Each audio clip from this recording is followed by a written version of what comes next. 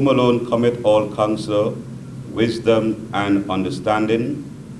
We, thine unworthy servants, here gathered together in thy name, do most humbly beseech thee to send down thy heavenly wisdom from above, to direct and guide us in all our consultations, and grant that we, having thy fair always before our eyes, and laying aside all private interests, prejudice, and partial affections, the result of all our counsels may be to the glory of thy blessed name, the maintenance of true religion and justice, the safety, honor, and happiness of the Queen, the public weal, peace and tranquility of St. Lucia, and the uniting and knitting together of the hearts of all persons and estates within the same, in true Christian love and charity, one towards another, through Jesus Christ our Lord. The grace of our Lord Jesus Christ, the love of God, and the fellowship of the Holy Spirit be with us always, now and forevermore. Amen.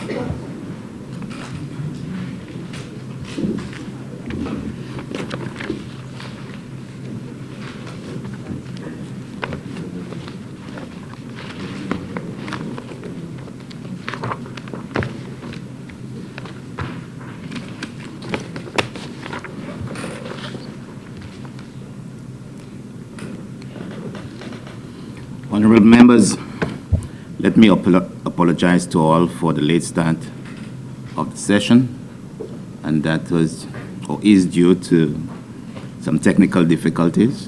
I would also like to express my appreciation to the staff of NTN for stepping in right away to allow us to have some form of recording of our proceedings today. Honorable members, I have received excuses from the following members: the Honorable Dr. Kenny D. Anthony, who is out of state; Honorable Sarah Flood Bobre, who is also out of state on official business; the Honorable Stevenson King, who is unwell. I wish also to congratulate the St. Lucia Under-23 netball team, who won the 2018 ECCB OECS netball tournament held in St. Kitts Nevis on July 12th. St. Lucia also received the award for the most accurate shooting team, with Ms. Dasha Eugene being awarded the most accurate shooter. Ms. Eugene is a student of the Corinth Secondary School and member of the Avengers netball team. We wish them all the very best. The President of the Senate, the Clerk of the Parliament, and I attended the 43rd Conference of the Commonwealth Parliamentarian Association, Caribbean, the Americas, and the Atlantic region in Grand Cayman in June, where St. Lucia was elected as chair of the Commonwealth Women Parliamentarian and regional representative for Group B consisting of the smaller independent countries of the region, from June 2018 for a term of 3 years. Madam President and myself will serve in the respective position for the term. Down for first reading are the following bills: child care protection and adoption, child justice. Many persons and organizations contributed to the process, which resulted in the draft bills being tabled today. The OECS Commission and its affiliates, the Eastern Caribbean Supreme Court and the Chief Justice, and the following persons who are seated in the gallery also contributed in one way or the other to the drafting of the bills: Ms. Beverly Ann Poyot, Director of Family Court; Ms. Elizabeth Lewis, Director of Human Services; Ms. Yolanda Louis, Director of Probation and Parole Services; Mr. Tommy Descott, Director of Research, Ministry of Equity, and Ms. Gloria Augustus, Technical Specialist, OECS Commission. On Sunday, July 22nd, was the opening of the Windward Island School Games. Let me take this opportunity to wish all teams, especially our team Helen, St. Lucia, the very best. In an effort to strengthen our democracy, the offices of the Parliament and the Parliamentary Commissioner will be continuing its ongoing sensitization of parliamentarians. At this time, I would like to alert you, honorable members, to the presentation to be delivered by the Parliamentary Commissioner on the role of the office of the Parliamentary Commissioner. The date for this presentation will be circulated. The President of the Senate and myself, the Speaker of the House of Assembly, will be hosting the first ever and presiding officers luncheon for all presiding officers since the establishment of our Parliament. And this luncheon will be held on Thursday, July 26th. Let me also welcome, I was told when I met some students downstairs that we have some students in our midst. I'd just like to take the opportunity to welcome all here to this sitting. Very well. Papers to be laid. Honorable Prime Minister, Minister for Finance, Economic Growth, Job Creation, External Affairs, and the Public Service. Speaker, I beg to lay the following papers standing in my name. Statutory Instrument Number 48 of 2018, Tourist Duty-Free Shopping System, Colombian Emeralds Order. Statutory Instrument Number 50 of 2018, Excise Tax Amendment of Schedule 1, Number 8 Order. Statutory Instrument Number 51 of 2018, Finance Administrative Act, Resolution of Parliament to borrow for capital or recurrent expenditure for the St. Lucia Education Quality and Improvement Project. Statutory Instrument Number 52 of 2018, Resolution of Parliament to authorize the making of an order for 2018 supplement to the revised edition of laws. Statutory Instrument Number 54 of 2018, Excise Tax Amendment of Schedule 1, Number 9 Order. Statutory Instrument Number 55 of 2018, Fiscal Incentives, Paradise Foods St. Lucia Limited Order. Statutory Instrument Number 56 of 2018-2014, Supplement to the Revised Edition of the Laws Commencement Order. Statutory Instrument Number 57 of 2018, Invest St. Lucia Sabusha Vesting Order. Statutory Instrument Number 59 of 2018, Excise Tax Amendment of Schedule 2 Order. Statutory Instrument Number 61 of 2018, Excise Tax Amendment of Schedule 1, Number 10, Order. Honorable Minister in the Office of the Prime Minister with responsibility for tourism, information, and broadcasting.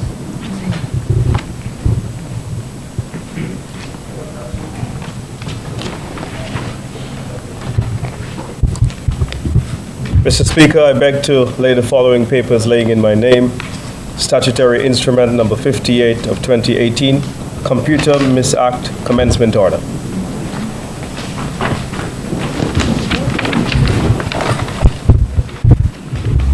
Honorable Minister in the Office of the Prime Minister with responsibility for commerce, industry, investment, enterprise, development, and consumer affairs. Mr. Speaker, I beg to lay the following papers standing in my name. Statutory Instrument Number 49 of 2018, Price Control Amendment Number 8 Order. Statutory Instrument Number 53 of 2018, Price Control Amendment Number 9 Order. Statutory Instrument Number 60 of 2018, Price Control Amendment Number 10 Order.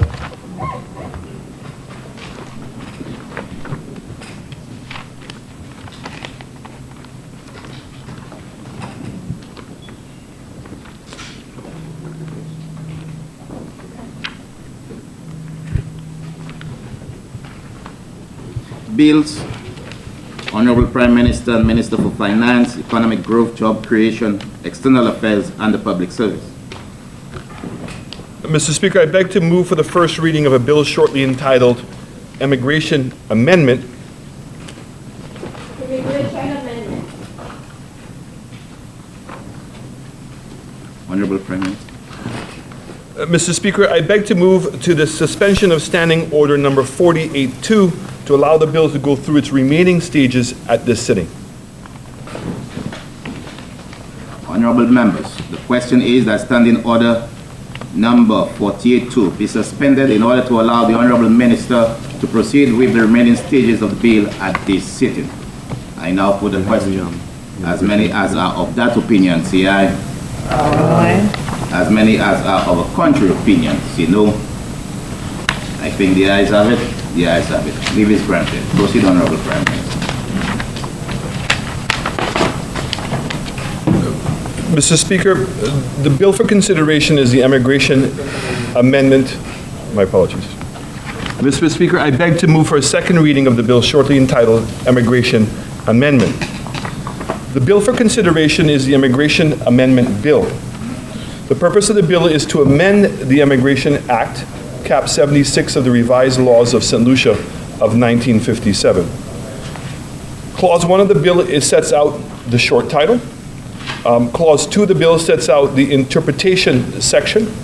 Clause 3 of the bill amends sections 10A of the Act to change the definitions of advanced passenger information and passenger. Further, section 10A is amended by inserting the new definitions as follows: Advanced Passenger Information System, Aircraft, API HIT, CARICOM Council for Security and Law Enforcement, Commercial Aircraft, Crew Member, INPACS, Interpol, GRCC, Master, Private Aircraft, Technical Stop, Vessel, and Watch List. Clause 3 of the bill additionally amends the section 10A of the Act by inserting the words aircraft after the word vessel wherever it appears, by inserting the words of captain or after the word master wherever it appears, and by deleting the words data set out in Schedule 1. Finally, Clause 3 of the bill amends Section 10A of the Act by inserting a new subsection dealing with the non-applicability of the requirement for advanced passenger information in relation to aircraft or vessel making a technical stop. Clause 4 of the bill amends the Act by inserting a new section, 10B, to deal with the powers and duties of the competent authority. Clause 5 of the bill amends the Act by inserting a new section, 10C, to deal with the obligations to the competent authority. Clause 6 of the bill amends this Act by inserting a new section, 10D, to deal with the use and the sharing of advanced passenger information with regional and international security agencies. And Clause 7 of the bill amends 1 of the Act by inserting the words or aircraft after the word vessel wherever it appears. In short, Mr. Speaker, this is an existing bill in which it is modern language is being inserted to it in order to now for it to be able to include aircraft. As you will see from the amendments that were being made, the term vessel was being used prior to that, and therefore it was limiting. We are at an advanced stage working with CARICOM in putting together a more sophisticated advanced passenger information system. The way that this works, Mr. Speaker, is very simple. That when a person is traveling to St. Lucia, whether it by sea or by air, that a manifest now will be produced. And the information off of that manifest, which is taken at the point of getting onto the aircraft, when you see the clerk, the check-in clerk, processes your passport and they take a magnetic reading of your information. This information now is sent to our regional security forces. And our regional security forces have entered into agreements with a multitude of other countries in the world to share their security databases. So in essence, that the security of our borders is now going to be strengthened significantly by the introduction of this bill. So the information will be then sent to these entities who will now process it through multiple databases prior to the person arriving in St. Lucia. So it means if in fact the person who is traveling to St. Lucia has any prior infractions or any warrants on them, this is the time where it would be picked up. This means that the ability of our security system to have a better competency with regards to understanding who is visiting St. Lucia will be of a much higher level. We're also hoping that through the introduction of this new technology or this new process, Mr. Speaker, that in the design of the new airport that we're going to have the ability of introducing new processes which would streamline the processing of passengers through our airport. So the days of people having to fill out these long immigration cards and questioning where that information is going and whether in fact we're actually using that information will be gone. In fact, people are actually pre-cleared when they arrive, and the authorities who meet them here are really just verifying the validity of the documents that they're flying with and confirming that the person who has traveled and the information that's been processed, that they are one in the same. So I look forward to the support of Parliament in hoping to get these amendments made in order that we can start introducing a better border control for the people of this country. Thank you.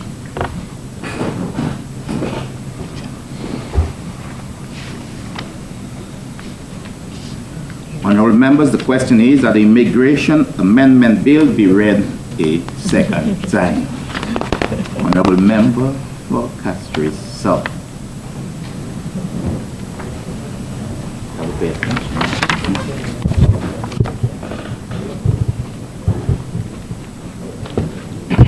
Thank you, Mr. Speaker.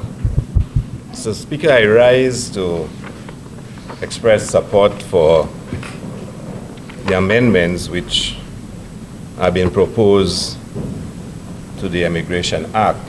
And I believe, Mr. Speaker, when St. Lucians hear that we met in the Parliament today to discuss amendments to the Immigration Act,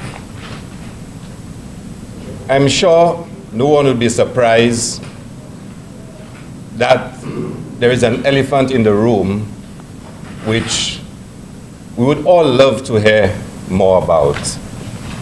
Today would have been an ideal opportunity for the Honourable Member from Mako South in explaining the necessity for those changes, which we're not opposed to also speak, and he ended his contribution, about the need to strengthen our border security, to present to the people of St. Lucia an understanding of the broader immigration policy that exists in this country.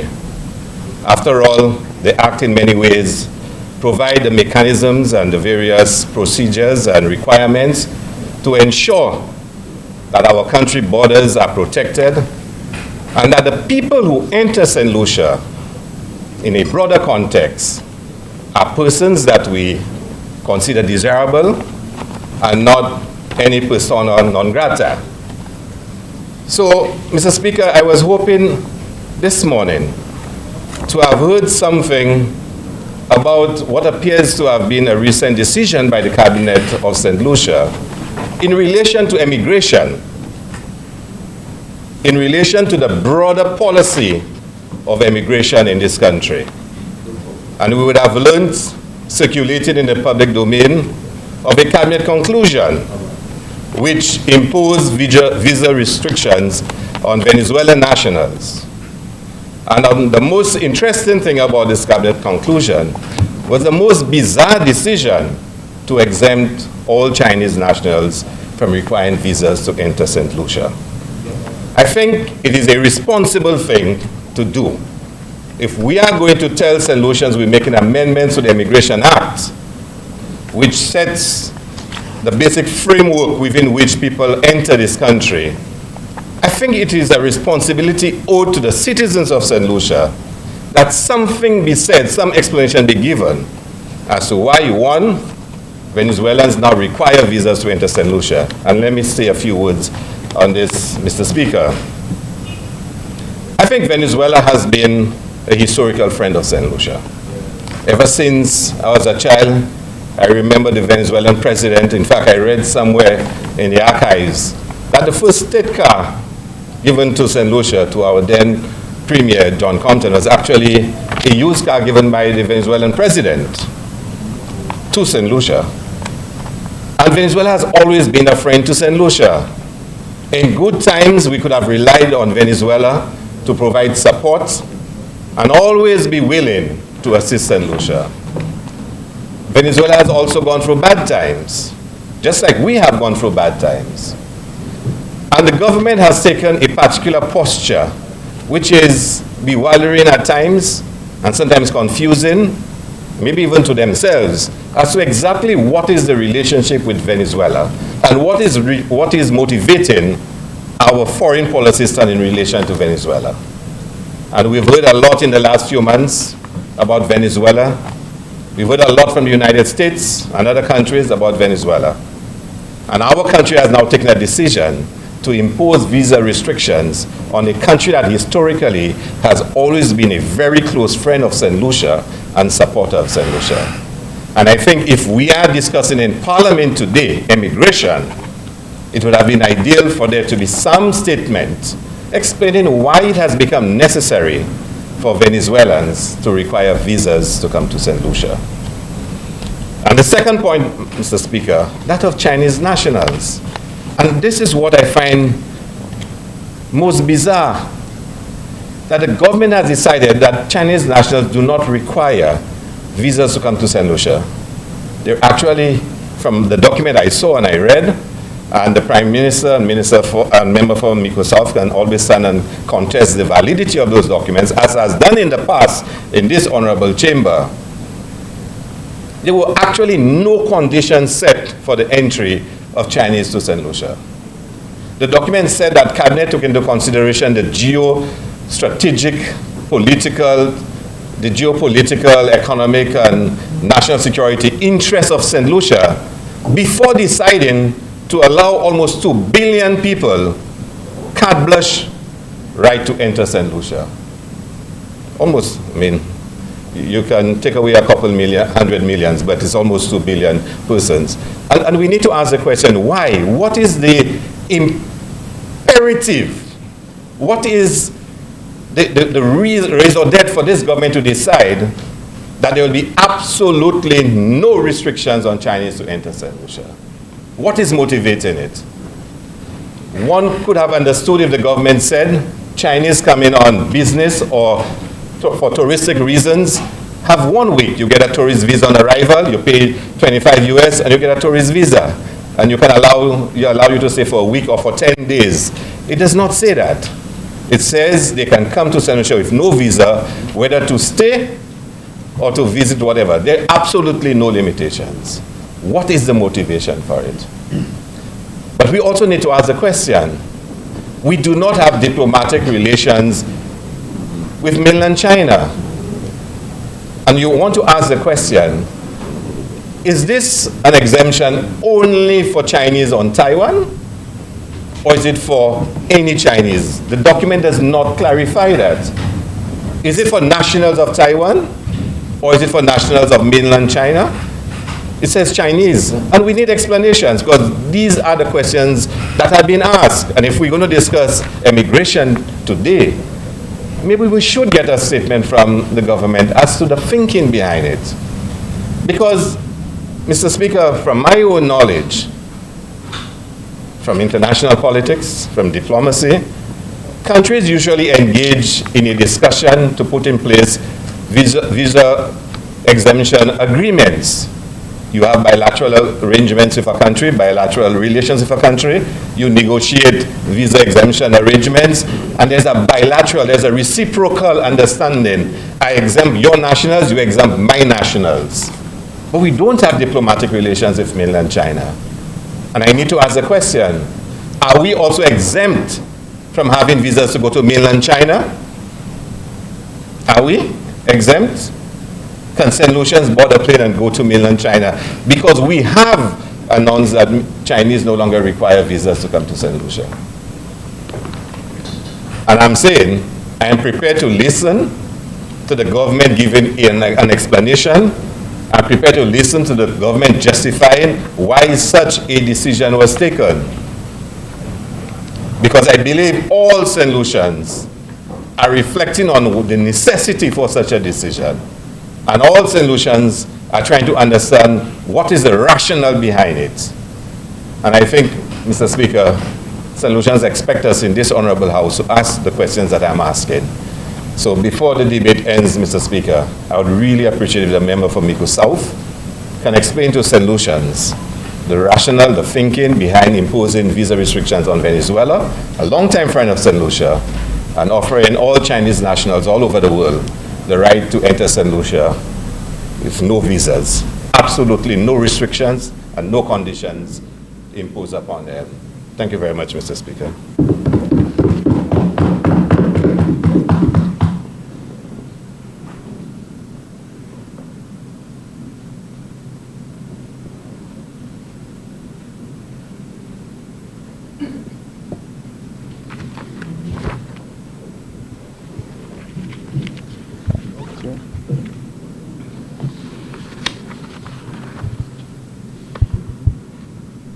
Honorable Prime Minister.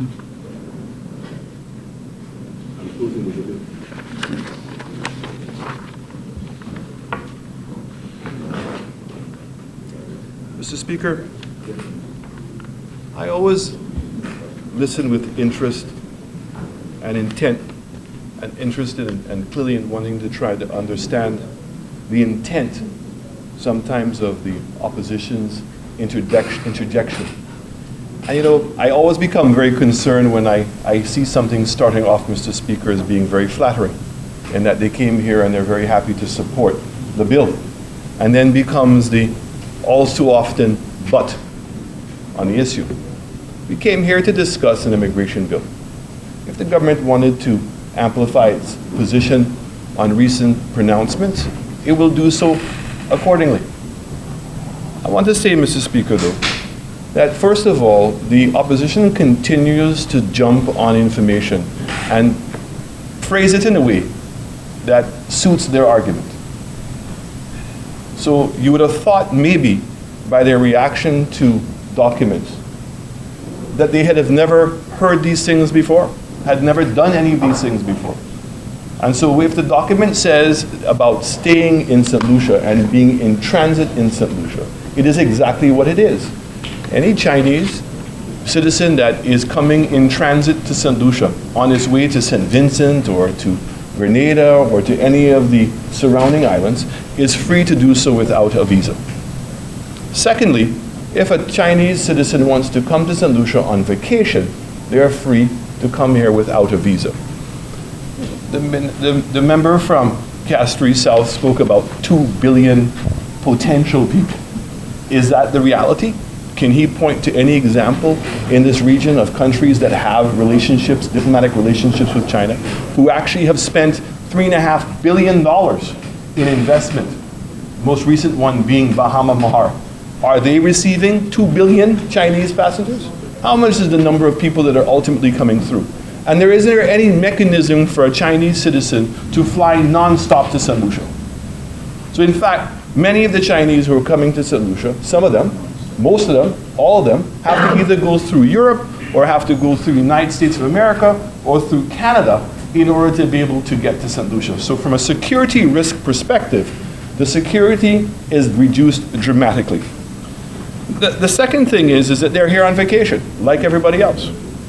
Then I hear this interesting argument. Do we have a diplomatic relationship with China, and therefore, is it a prerequisite in order to be able to give them visa-free access to St. Lucia?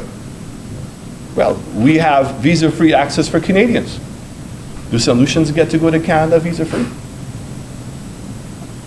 We have a visa-free to the United States of America. Do St. Lucians get to go to America visa-free? So you see, these are childish games that the opposition continues to be able to play, Mr. Speaker, in order to try to confuse the policies of our government. But you see, I would actually be more interested, Mr. Speaker, in that the opposition would answer questions that we have put to them.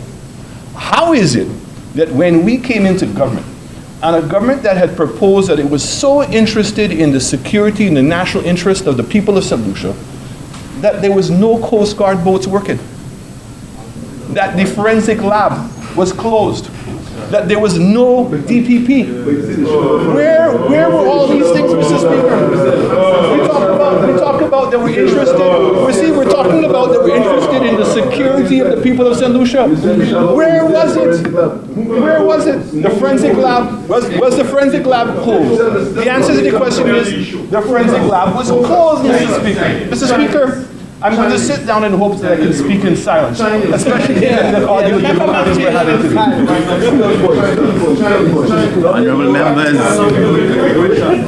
Honorable members, we have a problem with our audio. So please do not.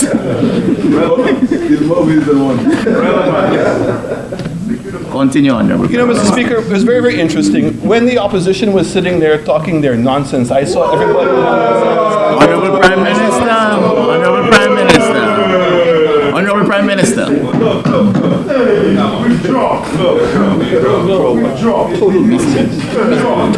Okay. Mr. Prime Minister. Mr. Prime Minister. Honorable members of the opposition. Aside. Honorable Prime Minister, the use of the word nonsense is unparliamentary. You do not refer to the words of the loyal opposition as being nonsense. Her Majesty's loyal opposition. Mr. Speaker, I would never stoop so low to refer to the opposition themselves as being nonsense. What I was referring to is the words that were being uttered out of their mouth was nonsense. And I stick to that. You know, what is interesting is you want to come to the House and you want to talk about security and national interests for the people of St. Lucia, then let's do it. Where is the opposition's track record on dealing with security of this country? Where is it? How can you have a situation in which we didn't have a DPP? And the DPP's office was depleted to the point that there was only, I believe, 4 lawyers. In fact, that they had nothing in there. We had a situation in which there was no boats working. None of the Coast Guard boats were working. The 2 radar systems that were supposed to be sponsored by the Trinidadians under the supervision of the Israelis had not been working for months. What does that do with immigration? Okay? And it has to do with security. Because we talked about, Mr. Speaker, we came here to debate a very simple bill, of which I am so happy that the opposition is supporting. Okay? So if we're coming in to talk about, not talking about immigration, we're talking about amendment to the advanced passenger list. And you wanted to broaden the debate and you asked me specifically to answer certain questions. I'm happy to answer those questions because we are interested in the national security of this country. That is what this party is responsible for. And it will do everything to be able to protect the borders of St. Lucia. But on the other hand, we only have people on the other hand that want to talk and make promises and cannot deliver. Look at how many things they couldn't deliver. That's why people around St. Lucia talk about labor pains, about things in which they had manifested in their head, of policies that they wanted to implement but could never bring it in. You see, we bringing up the view for it. Did you open up St. Jude's? Did you open it up? The fact is, Mr. Speaker, we came here and we're going to talk about national security of the country because the member from Castries South talked about national security and talking about our policies.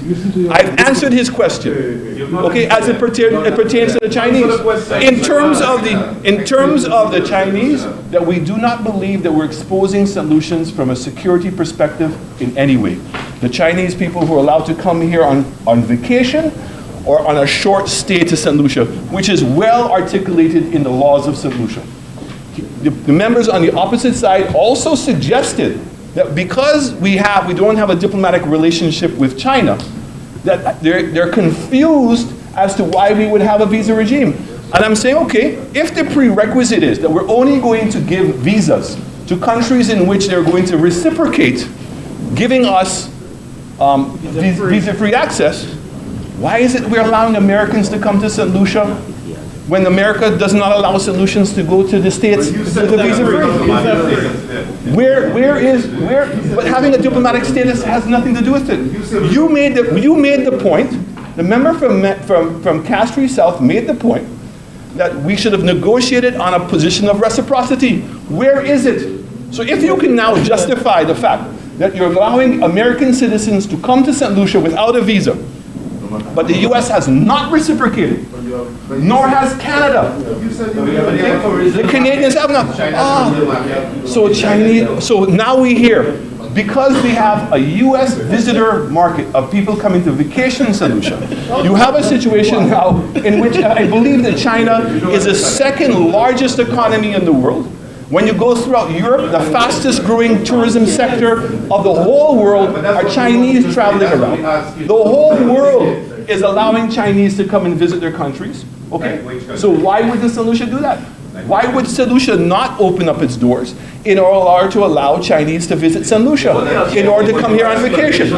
So I do not see in any way, I do not see in any way Honorable members, Mr. Prime Minister, a difficulty. Mr. Prime Minister, members of the opposition, member for Castro.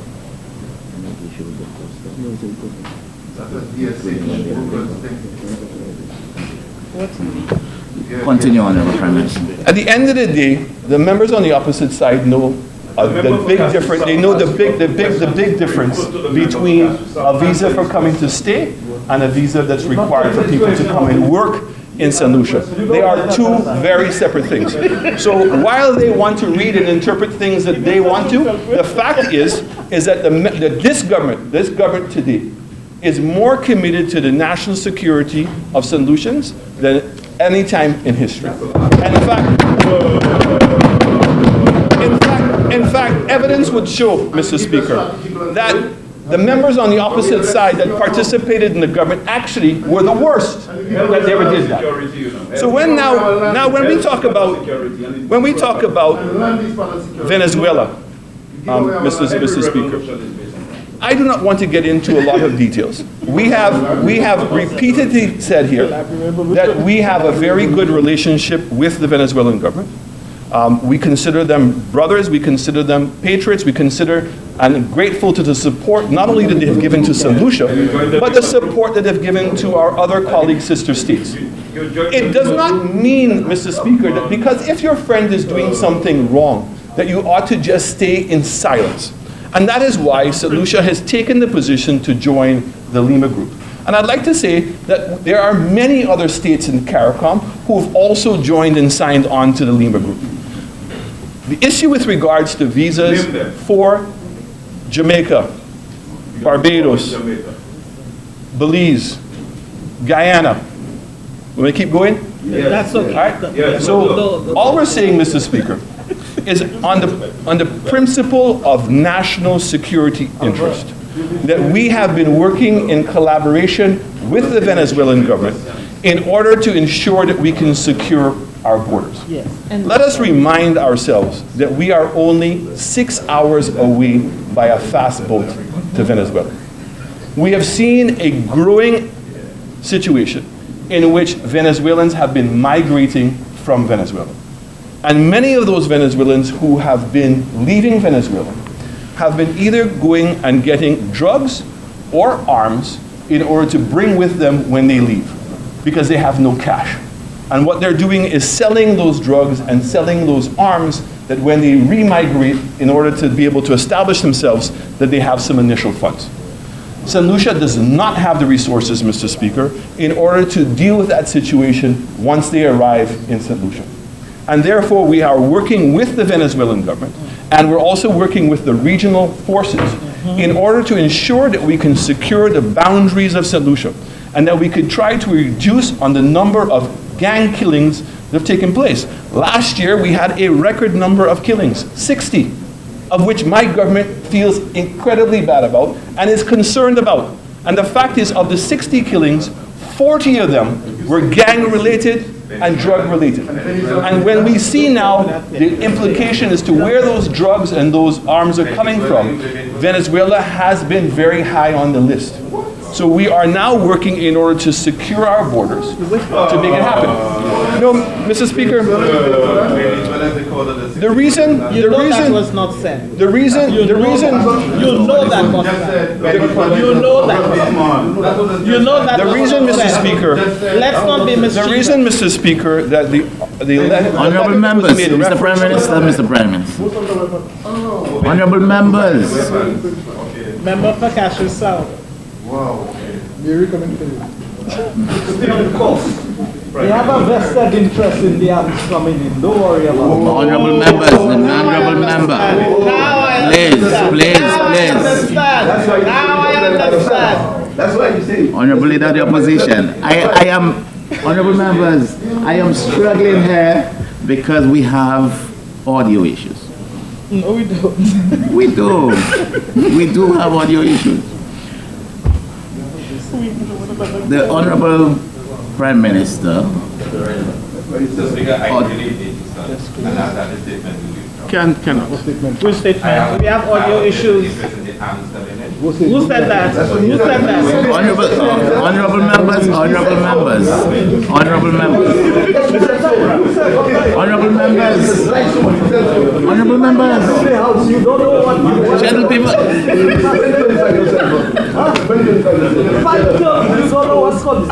Honorable member, minister, no more.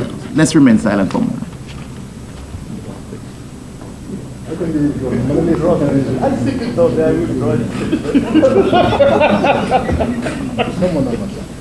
I'll be on fun. You can make your chair, but we'll make your thing. Make your chair. Honorable members. That's not a friend. You can make your Spit. No, but you're not That's to say not a- 2021 come in. I can see your teeth growing. I can see his teeth smiling. Yeah. Members.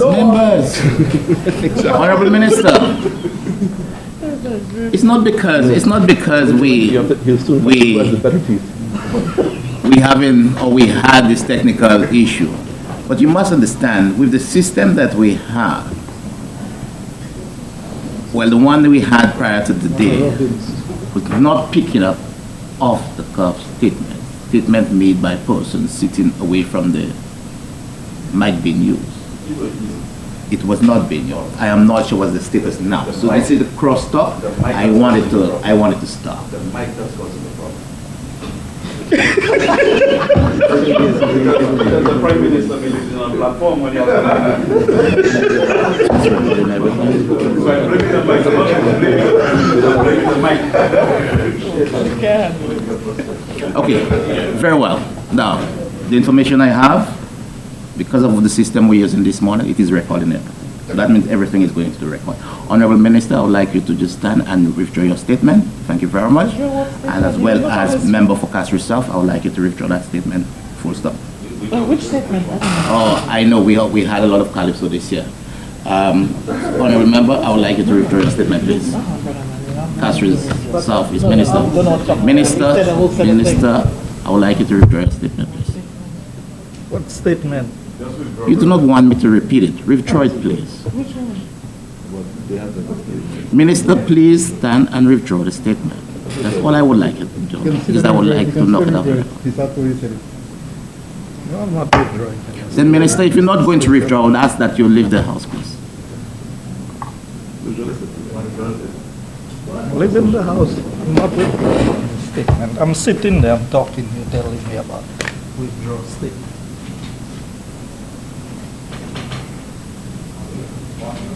As well as you, Minister for Castro South, please. Member for Castro South. I withdraw all the statements. Very well. Members, I would like the remaining members to allow the Prime Minister to proceed in silence, because, like I said, because of the system we're using today, it is picking up everything. Mr. Prime Minister. Thank you very much, Mr. Speaker. Just in closing, I feel that this amendment to the Act is going to go a long ways in helping us strengthen the security of St. Lucia. To be assured, I want Solutions to be assured that we're going to continue to work to make sure that we can do everything that we can to secure our borders. And I want to thank the House for their support.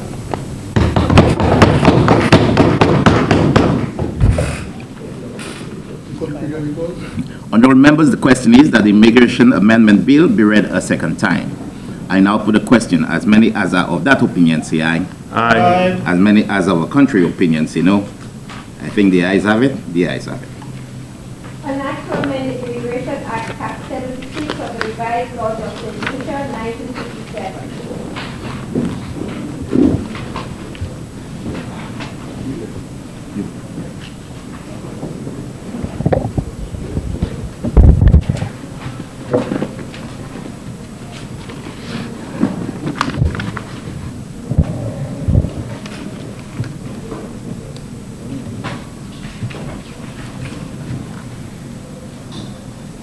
Honorable members,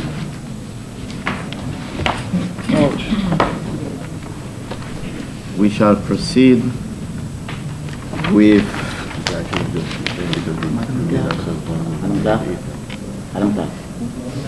Did you circulate?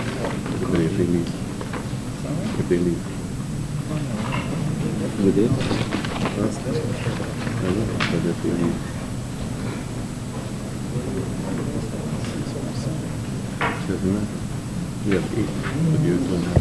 Honorable members, I circulated, or being circulated now, is the copy of the Immigration Amendment Act 2007. It would give you an idea as to the amendments being proposed. That should have been circulated much earlier, but at least you would have it so you could see exactly where the amendment, the proposed amendment, is supposed to be.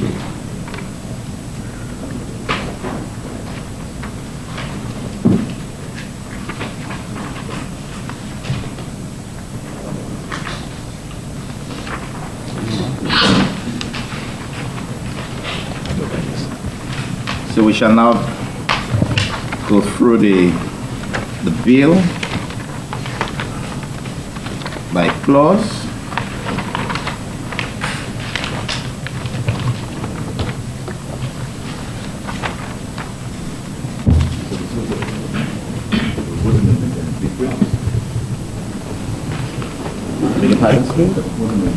No.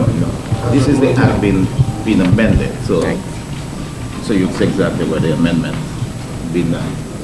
Clause 2. Interpretation. Clause 2 stands part of the bill. Aye. Clause 3. Amendment of Section 10A. Clause 3 stands part of the bill. Aye. Clause 4. Insertion of new Section 10B. Clause 4 stands part of the bill. Aye. Clause 5. Insertion of new Section 10C. Clause 5 stands part of the bill. Aye. Clause 6. Insertion of new Section 10D. Clause 6 stands part of the bill. Aye. Clause 1. 7. Clause 7. Amendment of Schedule 1. Clause 7 stands part of the bill. Aye. Clause 1. Short title. Clause 1 stands part of the bill. Aye.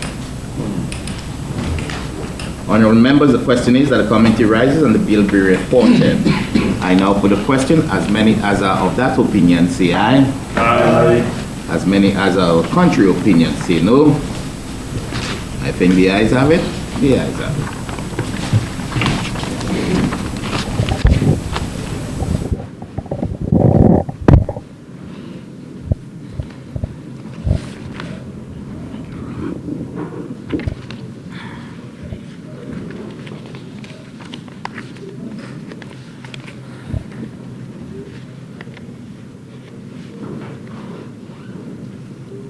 Honorable members, I beg to report that the Immigration Amendment Bill went through committee stage with no amendments. Honorable Prime Minister and Minister for Finance, Economic Growth, Job Creation, and External Affairs and the Public Service. Mr. Speaker, I move that the report of the committee be adopted and the bill read a third time and passed. Honorable members, the question is that the report of the committee be adopted and the Immigration Amendment Bill be read a third time and passed. I now put a question. As many as are of that opinion say aye.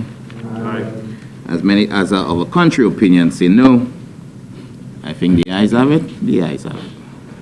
Be enacted by the Queen Rule, Excellent Majesty, valued by the consent of the House of Assembly and the Senate of St. Lucia, and by the authority of the same as follows. This act may be cited as the Immigration Amendment Act 2018. Honorable Minister. Minister for Equity, Social Justice, Empowerment, and Human Services. First reading.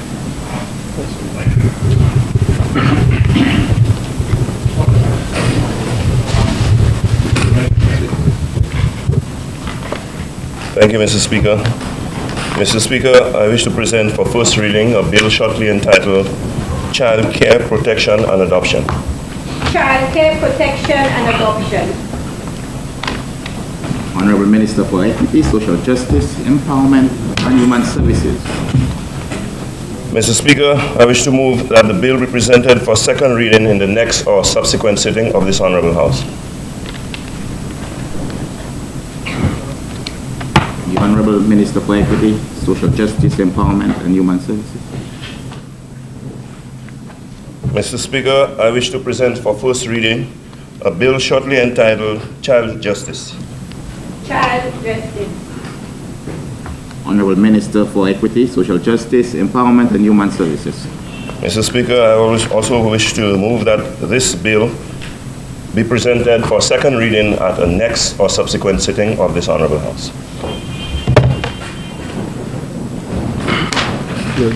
Honorable Prime Minister. Speaker, I move that the House Mr. Prime stand Minister. adjourned. Just wait for that.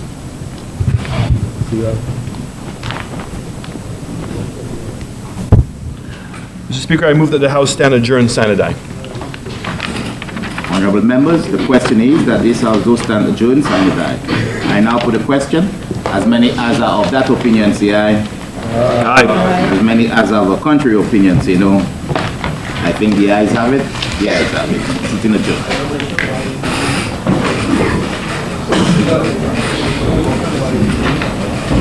All right.